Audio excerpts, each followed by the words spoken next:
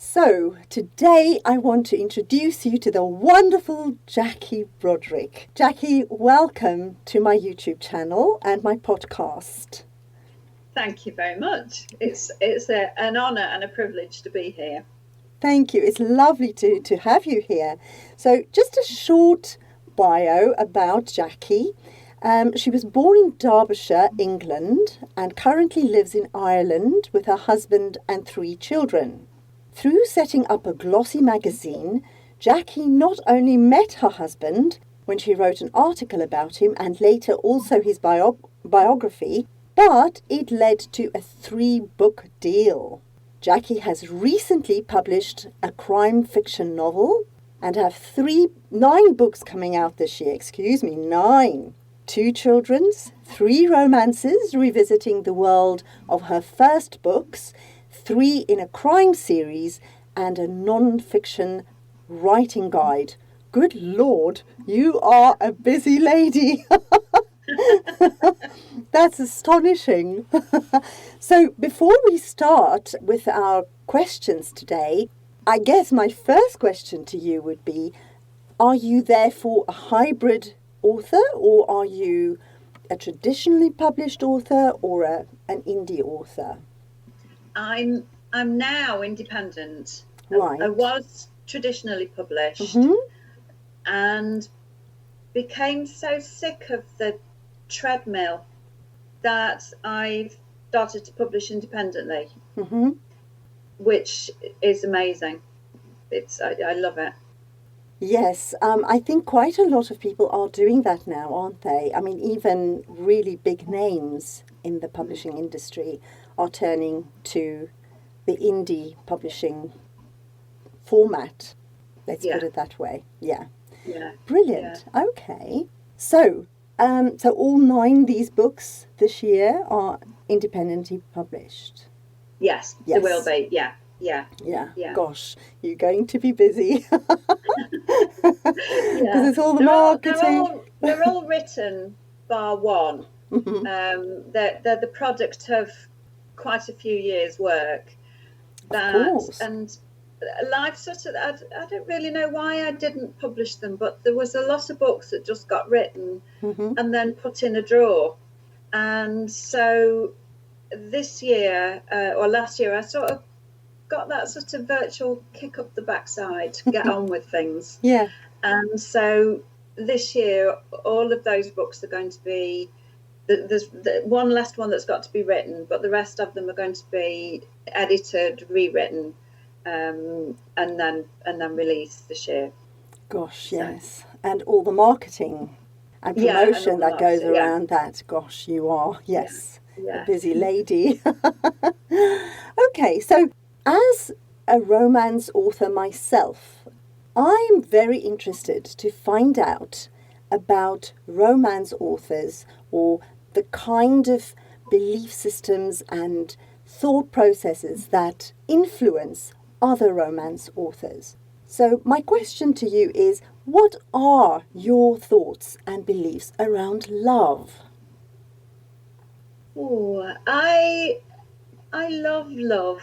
It's what makes the whole world go round. You know, if it's not somebody's love for a person, it's an animal or, you know, their car or something. It's what drives us every day. Yes, I agree. And I think if we could all just focus more on that, maybe the world would be a slightly better place. Nicer place, yeah.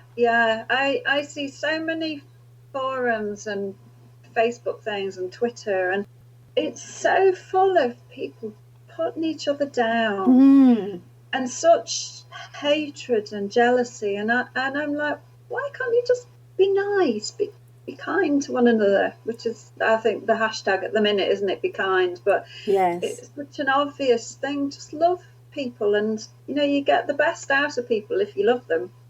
Right, and I think that is one of the things we crave. We want that, don't we? We all want love. Yeah. So it's a shame that even though we want it, we seem unable sometimes to give it. Do you find that? Yeah, yeah, yeah. But I think often when people can't give love, it's because they don't understand how to love themselves. I think you have to Right. accept yourself first. Yeah, and that's the hard one. That's the hard one. Yeah, Yeah, yeah, yeah. yeah. But I think if you can't, if you feel down about yourself, just start with little things. You know, like I love the way the sun's shining today, and I Yeah. love the sound of my feet on this footpath. Just start with little things, and it just opens you up a little bit. Yeah. That's very wise, actually. That's an amazing point to remember, because I think you are right. We seem to sometimes get overwhelmed by life, don't we?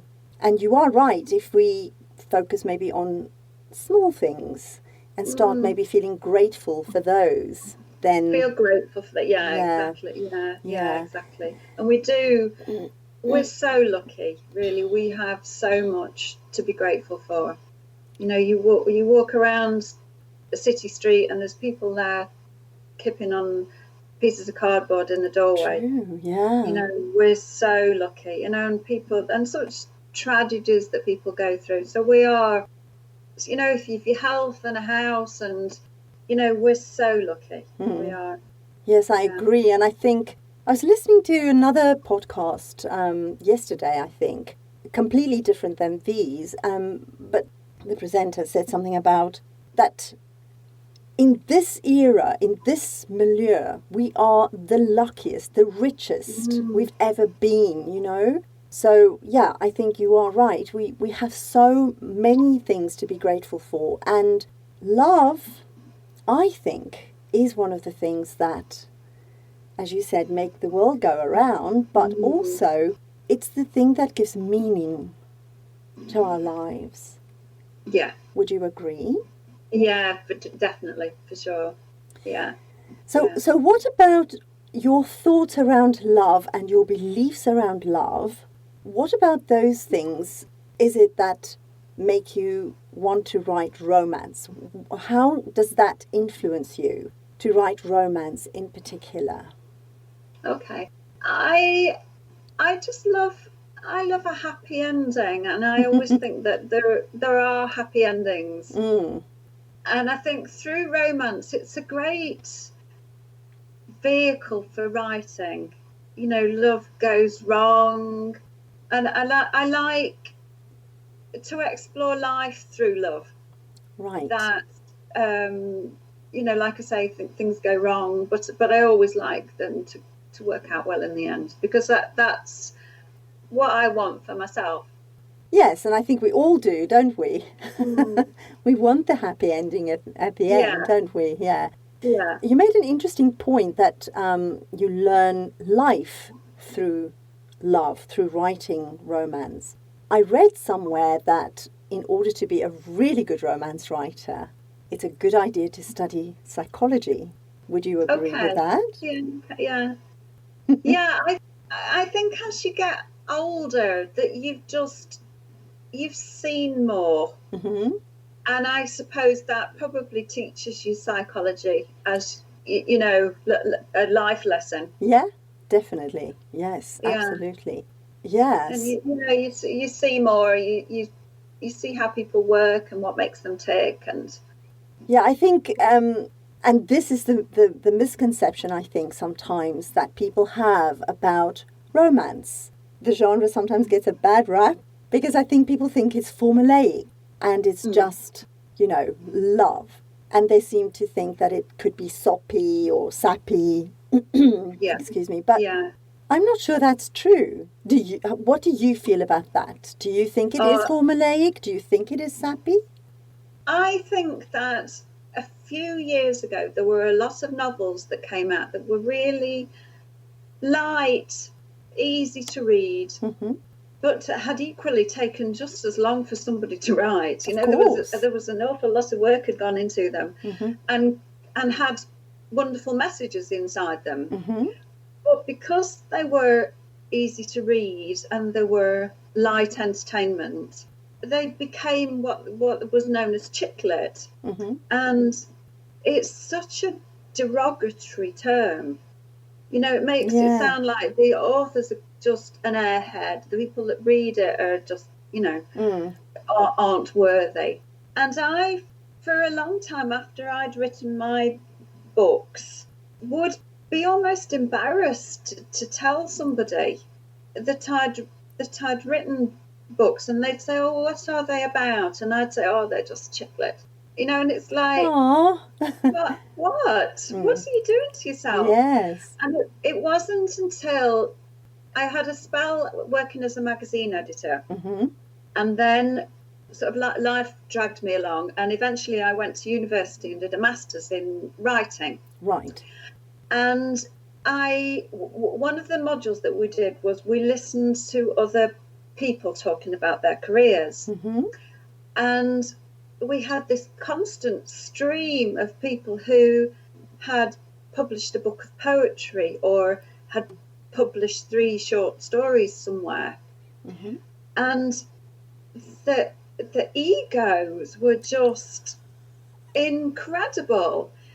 And I mean, I don't want to take away from them, because to get published even in a little magazine, you've obviously done the work and you've got the talent, but right. It made me think, why am I putting myself down?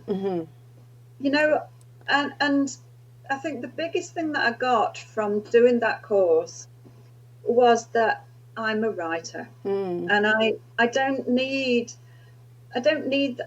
have an ego, and I don't need to be telling people, oh, I'm this, that, or the other. Yeah. But it just made me sort of come into myself. Right. That's what I do. And I stopped all this, oh, I'm sorry, I do chicklet malarkey. and now I just say the contemporary romance. Yeah. Here's the thing. Even chicklet has value. Yeah, of course it does. Chicklet is Love Island for reading, isn't it? Yeah, absolutely. It's just entertainment, and who wants to plough through, Ulysses or something? You don't want that. You want to be entertained. Well, exactly. Reading shouldn't be work. Yes, and also I think often people read romance to escape. Would you agree with that? Yeah. Yeah, I think because we live such intense, crazy lives, it's sometimes a wonderful thing just to escape into somebody else's life where there's love and, as you say, a happy ending at the end of it. Because my books also have happy endings. My contemporary romance do. The other series not. But yes, I think that's important. And I think because we all strive for that in our lives, And so, yes, it's always baffled me when people have said, oh, it's chicklet, or dismissed something that you've written. Because as you said, no matter how light and frothy it is, it takes work. It takes the same amount of work that it does to write something perhaps a little bit more serious, doesn't it? Yeah, exactly. And there is value. I mean, I think what people sometimes forget, and I come across this a lot, whereas I say, older, perhaps more cynical people dismiss the romance genre. But we forget that there are people to whom love is new. Yeah. Younger people who learning about it, it's new. And so the audience continues to grow that way too, I think. Yeah. So let me ask you this, please. Would you agree that writing romance is formulaic? I think that any book has a formula. But it's I mean, if you write a crime, it has the same build up. Oh, we're nearly going to get away with it. Oh, we're not. Yes. And it's exactly the same with anything that you write. But it's the writer's job to make the reader not realise that it's a formula. Right. Yes. That's your job. Of course, yes. I'm just always baffled by why people would say that mostly about romance rather than other genres, because I agree with you, of course, there is a formula to all books. I think romance gets the gets a sort of sharp end of the stick, and I think it's the thing that people want to just poke fun at, maybe. Yes, and that's why they're so derogatory about it. Yeah, it baffles me. This is why I want to do this series. I want to get to the truth of why this is happening.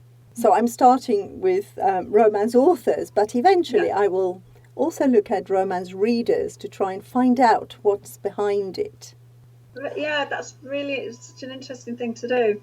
Yeah, I think we need to uncover the truth here. Yeah.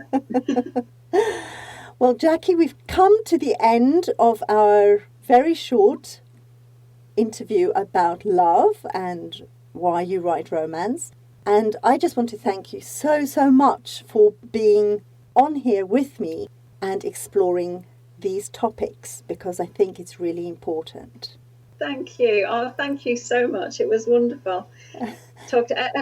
What nicer way to spend a morning than talking about something that you love doing. True, isn't it? Yeah. And once I've read some of your books, maybe we can come back and talk about those. Brilliant. Yeah, I'd love that. Brilliant.